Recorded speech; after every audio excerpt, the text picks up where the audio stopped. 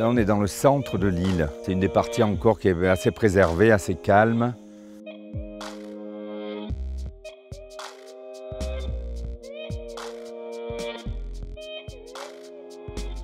On a délimité le contour de la maison grâce aux 850 mètres carrés de pierre de Galice. Et on a posé la maison comme une sculpture sur cette plateforme.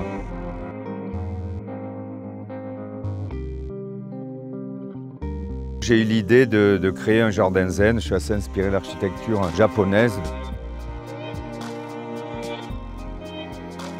On a fait cette barrière qui est faite avec des bois de récupération de travers de chemin de fer. On a choisi le revêtement de la piscine en pierre de Galicia et pierre de Saint-Vicente. Voilà, c'est un bassin de 14 mètres sur 3 pour qu'il y ait 2 personnes qui puissent nager aisément, tranquillement. Là, on arrive sur l'entrée principale de la maison. On a découvert cette ouverture en forme d'arche de 3 sur 3 à peu près. Donc elle est peut-être datée du XVIe siècle. Marco, viens. On est dans la partie principale de la maison, là, le salon. J'aime bien les meubles du XXe siècle. Il y a très peu de tableaux, j'aime bien la sobriété, les murs avec peu de tableaux et peu d'objets. Ça c'est Berlin, le D600 en cuir de cèdre.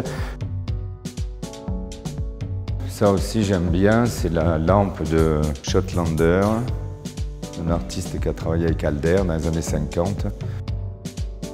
Et la voûte, c'est une personne là, qui restaure les églises, qui est venue de la péninsule. Et ça rejoint toujours l'architecture cistercienne que j'aime bien. À l'origine, c'était une bibliothèque, on l'a transformée en range-tout. Puis de l'autre côté, c'est la cuisine, avec le marbre de Zimbabwe, là, de 3,50 m. Donc là, on arrive dans l'ancienne cuisine, qui a été transformée en salle à manger. Ça, c'est une table qui a été dessinée selon les dessins de Erwin Bronner, probablement dans les années 40. Là, vous avez un poêle aussi, des années 50. Bon, c'est plutôt décoratif, je m'en sers l'hiver quand on fait un repas, sinon toute la maison est chauffée par le sol. Je vous montre la première salle. C'est sans doute la plus ancienne, peut-être du XVIe siècle.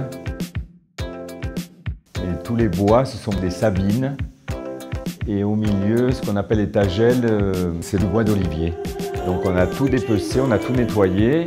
On a gardé la hauteur originale. Et on a évidemment refait un toit beaucoup plus hermétique.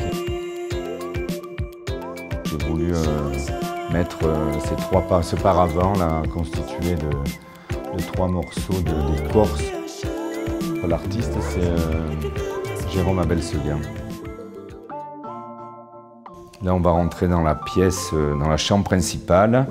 À l'origine, c'était très étroit, haut aussi, mais on a dû faire tomber 3 petites pièces pour pouvoir garder les hauteurs initiales et créer cette bibliothèque. Et là, encore une séparation, c'était le plus facile pour délimiter l'espace sommeil et l'espace de la salle de bain.